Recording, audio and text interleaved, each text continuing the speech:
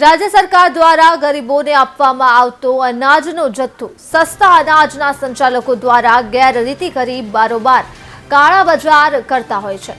તેની સામે પંચમહાલ જિલ્લાના પુરવઠા અધિકારી અને નાયબ કલેક્ટર એચ.ટી. મકવાણા દ્વારા લાલ આંખ કરીને કાયદેસરની કાર્યવાહી હાથ ધરાતા જ આવા સંચાલકોમાં ફફડાટ ફેલાયો હતો।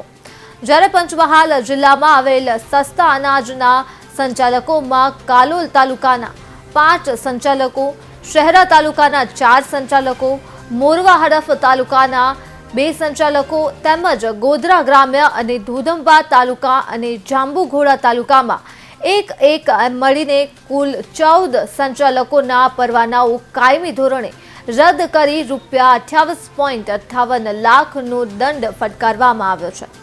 તો ગોધરા ગ્રામ્ય 2 સંચાલકો તેમજ ગોધરા શહેરના 3 સંચાલકો અને શહેરા તાલુકાના 1 સંચાલકનો પરવાનો 90 દિવસ માટે સસ્પેન્ડ કરી ₹4,03,000નો દંડ કરવામાં આવતા જ આવા સસ્તા અનાજના સંચાલકોમાં ફફડાટ વ્યાપી જવા પામ્યો હતો।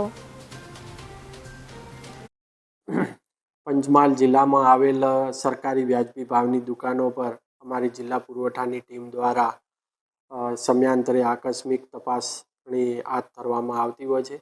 આ તપાસણી દરમિયાન જે એફપીએસ એટલે કે સરકારી વ્યાજબી ભાવની દુકાનો પર ખૂબ ગંભીર પ્રકારની ગેરરીતિઓ મળતી હોય છે।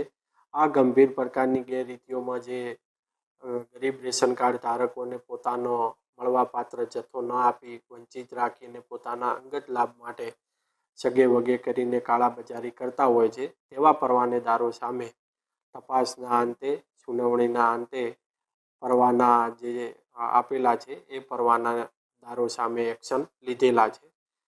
એ એક્શનની અંદર કાયમી ધોરણે રદ કરવામાં કુલ 14 પરવાના આવે છે। એ 14 પરવાનાની અંદર કાલોલના 5 છે, શહેરાના 4 છે, મોરવા હડફના 2, ગોધરા ગ્રામ્ય 1, ઘોઘંબા 1 અને જાંબુઘોડા 1 એમ મળીને કુલ 14 પરવાના કાયમી ધોરણે રદ કરવામાં આવેલ છે અને સાથે સાથે આ પરવાનેદારો સામે ₹28,58,391નો દંડ વસૂલાત કરવાના હુકમ પણ કરવામાં આવેલ છે। સાથે સાથે અમુક પરવાના છે એ 90 દિવસ એટલે કે 3 મહિના માટે સસ્પેન્ડ કરવામાં આવેલા છે અને એવા કુલ 6 પરવાના છે